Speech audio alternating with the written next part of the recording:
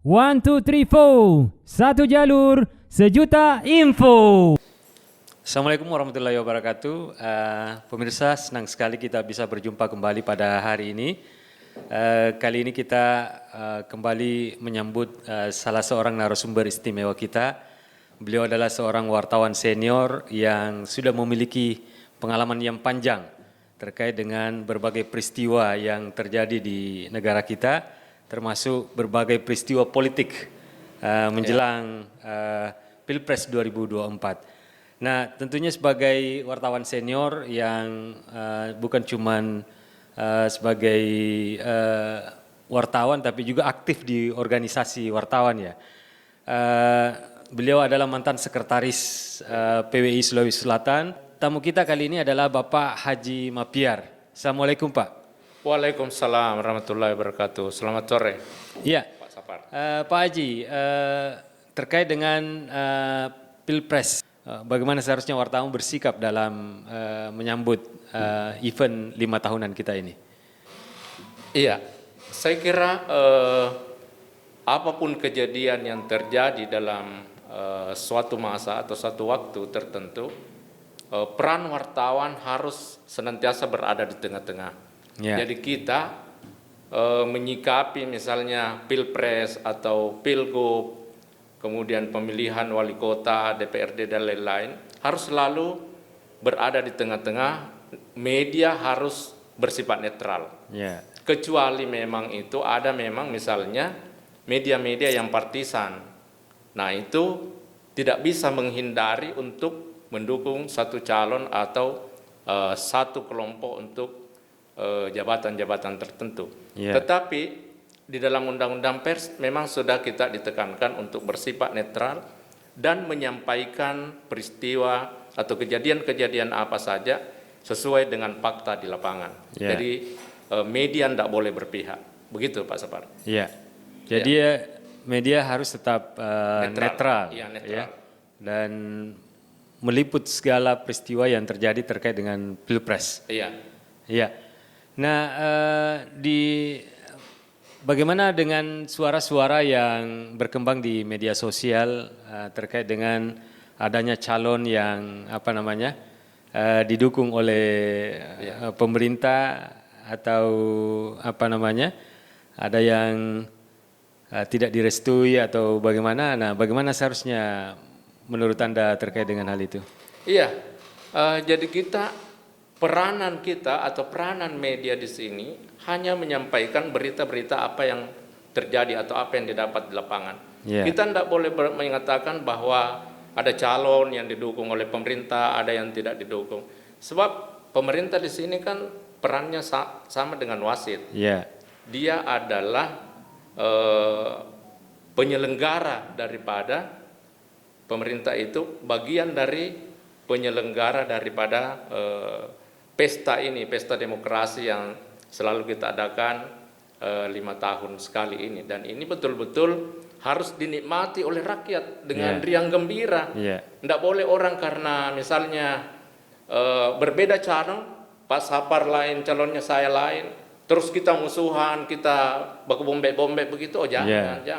Dan disinilah sebenarnya peran media untuk menyampaikan calon-calon, katakanlah CV-nya calon ini, Bapak ini misalnya seorang jenderal, Bapak ini seorang ilmuwan, Bapak ini seorang birokrat yang hebat. Kita menyampaikan apa adanya tanpa membumbui, tanpa memberikan tambah-tambahan terhadap berita-berita yang kita muat. Sehingga masyarakat, tergantung masyarakat mau menilai, oh ini yang cocok untuk saya ini. Ini yang saya akan pilih. Demikian juga kita menyampaikan visi misi daripada para calon itu dengan sangat objektif. Kita sampaikan visi misinya calon A misalnya begini, dia akan perbaiki kesejahteraan masyarakat, pendidikan, kesehatan. Kemudian yang lain juga, yang ketiga juga begitu misalnya.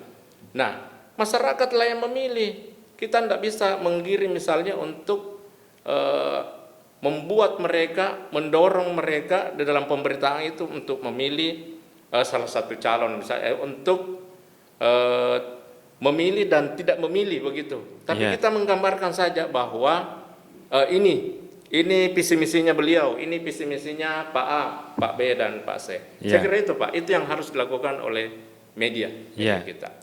Jadi hanya memaparkan realitas-realitas yang sebenarnya yang terjadi di antara beberapa calon ya. Iya. Jadi tidak boleh beropini dan memihak kepada salah satu calon. Tidak boleh, iya. Dan kita harus juga meyakinkan bahwa semua yang maju ini, katakanlah dalam Pilpres ini, adalah orang-orang yang terhebat dan merupakan anak bangsa yang terbaik. Ya. Anak bangsa yang terbaik, siapapun misalnya yang terpilih, ya itulah yang akan memimpin kita.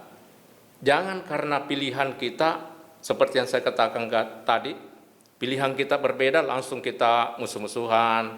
Kalau orang di sini bilang baku bombe, tidak baku bicara, dan lain sebagainya. Oh jangan, karena siapapun terpilih misalnya, dia akan melakukan pembangunan sesuai dengan undang-undang, sesuai dengan aturan, sesuai dengan cita-cita bangsa untuk mensejahterakan masyarakat. Saya kira itu ya Pak Safar. Iya.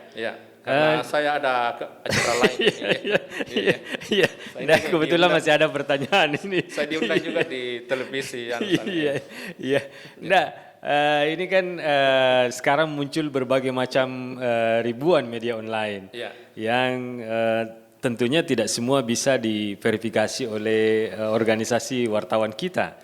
Nah, bagaimana apa kira-kira yang dilakukan oleh PWI atau teman-teman pers untuk bagaimana supaya media-media yang muncul ini yang tidak yang tidak melalui proses, tidak melalui koridor daripada organisasi kewartawanan, organisasi jurnalistik, agar tetap mereka meliput sesuai dengan koridor etika jurnalistik. Iya. Kalau saya secara pribadi maupun secara organisatoris, memang sebaiknya kalau kita mempunyai media atau media online, masuklah dalam satu organisasi. Katakanlah, kan banyak sekarang organisasi pers itu, ada PWI, ada SMSC, banyaklah, ada Join dan lain-lain sebagainya. Masuk ke dalam organisasi itu, sehingga ada wadah kita untuk katakanlah sama-sama belajar, sama-sama mempelajari kembali etika jurnalistik, kemudian cara penulisan yang baik, bagaimana berita yang pendek, bagaimana menulis berita online, berita TV, berita media cetak, karena itu kan sebenarnya ada semua ukuran-ukurannya. Dan di dalam organisasi itulah yang mempunyai peranan penting untuk membentuk daripada teman-teman yang ada media online-nya ini. Jadi janganlah seperti misalnya tidak ada, dia semaunya saja menulis. Wah itu yang tidak boleh, karena salah satu peran pers itu adalah fungsi edukasi. Jadi kita ini memberikan edukasi kepada pembaca kita, sehingga kita betul-betul menguasai suatu persoalan itu untuk memberitakannya.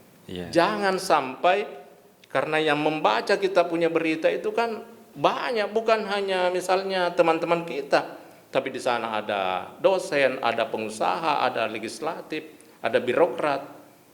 Mereka jauh lebih pintar dari kita dalam satu bidang, dalam bidang-bidang tertentu. Oleh karena itu penulisannya pun kita harus standar lah begitu.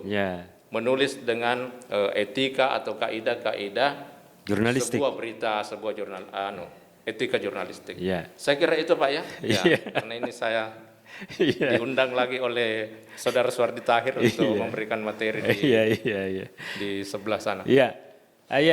Sangat menarik sekali apa yang disampaikan oleh narasumber kita pada kesempatan ini, pemirsa, karena beliau termasuk orang yang padat waktunya. Jadi saya kira cukup sampai sekian dulu kita punya diskusi pada hari ini. Lebih dan kurangnya mohon dimaafkan. Wabillahi taufiq wal hidayah. Wassalamualaikum warahmatullahi wabarakatuh dan selamat sore.